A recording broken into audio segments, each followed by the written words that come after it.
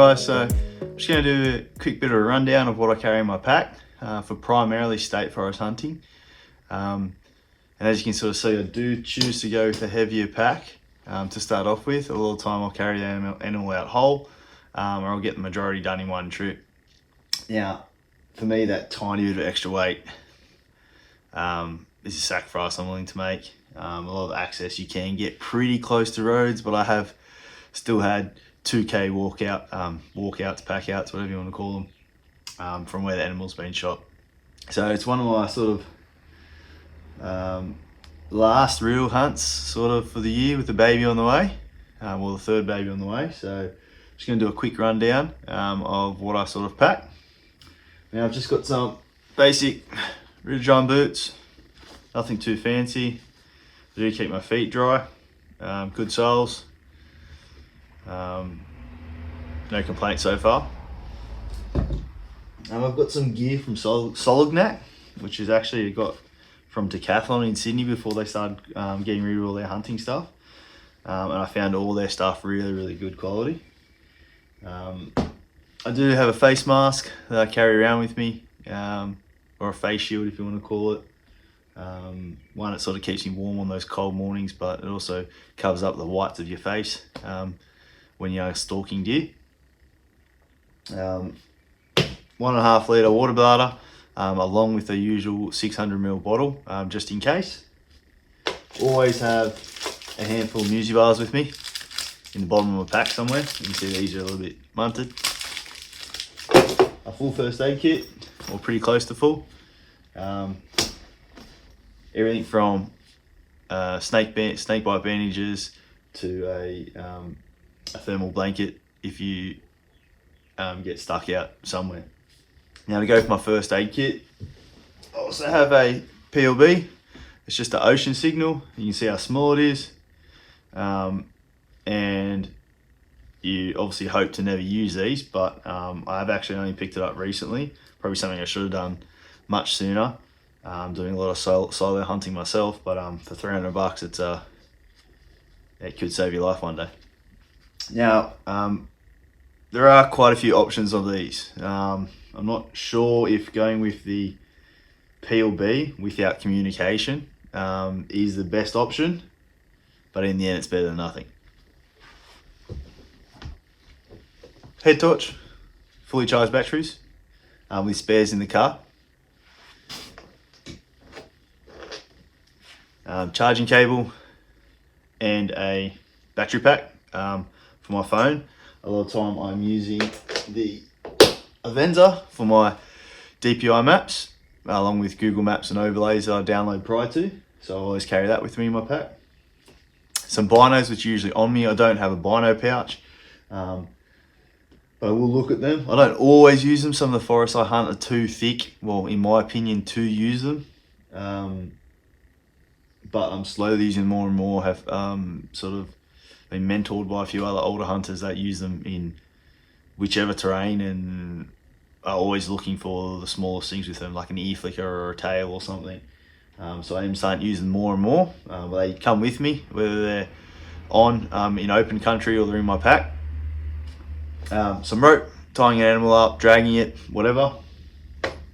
A UHF, just in case. Now, phone don't always have reception, and hopefully in an emergency you can get on to someone else. I don't regularly hunt with a partner, but that also might be beneficial if you can let each other know what you've seen or where things are moving, especially if you're hunting two separate gullies, or if you're thinking of moving to another gully, to know where your other hunter is on a safety aspect. I carry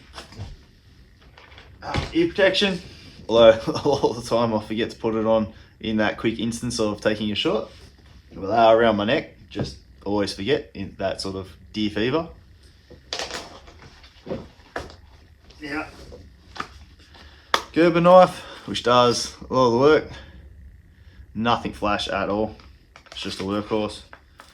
And then, as you'll sort of see in my Sharpal review, this Solognac multi-tool. Okay, bone saw,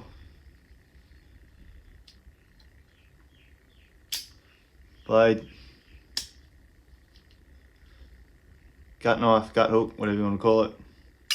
Does have a tick removal tool in there as well, along with a bit of a multi-tool for opening cans, screwdriver, whatever you want to call it. Best sort of investment so far.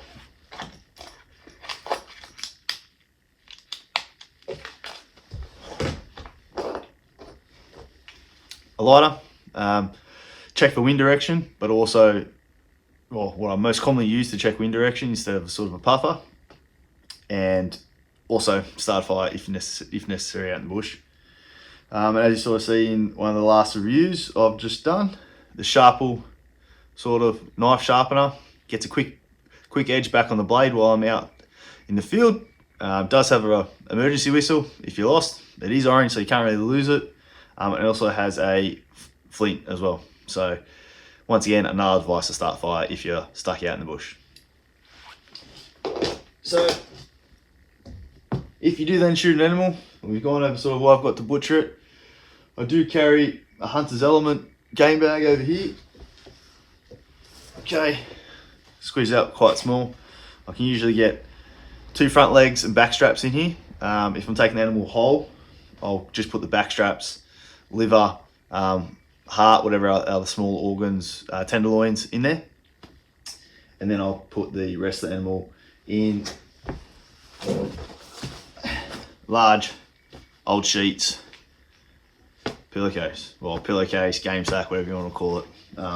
And these are large enough that usually fit a whole fallow deer in it. So even if I can't take the animal whole, which I've done in my rut series, you see the whole bag covering the fallow while I've left it there to then go get the car, bring it a bit closer. I found it's really good for that if you can't get it all out in one go. Also carry just some general wipes, some plastic bags where I'm putting your skin in it. Whether any of the organs are real bloody, I don't want them dripping everywhere. And some larger Ziploc bags over there as well. So that is a quick rundown of what I carry in my pack. Obviously I have my Blaze orange hat not on right now, as well for state forest hunting. And usually either wearing a jumper or have a light waterproof jumper in my pack. Now, that's pretty much what I want to get for those starting out and what they're looking to put in their pack. It might be a bit over the top. I know some guys that go out with the bare essentials, and then they get the animal close, or they pin it and get the car as close as they can, and then get the stuff they need.